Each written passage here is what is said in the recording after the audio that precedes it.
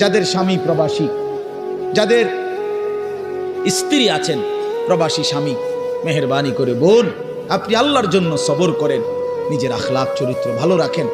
বেচারা 16 বছর 12 বছর 14 বছর নিজের ঘাম ঝরাইয়া রক্ত পানি করে টাকা উপার্জন করে আপনাদের জন্য পাঠায়। স্ত্রী ছেলে মেয়ের জন্য বাড়িতে কয়টা টাকা পাঠায়। বিশ্বাস করেন এই বছরও আমি তো প্রতি বছর হজ ওমরায় গেলে এই মক্কায় মদিনায় প্রবাসীদের রুমে রুমে যাই। সৌদি আরব যারা থাকে, কত যুবক কত প্রবাসীর কাহিনী যে শুনি আমি, কাঁদে। এইবারও বলছে এক ছেলে, কজর আমি 8 বছরে কোনোদিন এই সৌদি আরব একটা ডাক্তার দেখাইনি,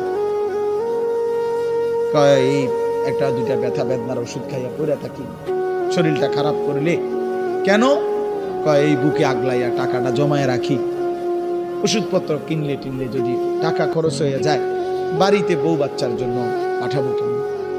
এত কষ্টের টাকা, বিশ্বাস করে প্রবাসীর প্রতিটা টাকার মধ্যে ঘাম যেন ভিজা থাকে, ঘাম ভিজা থাকে।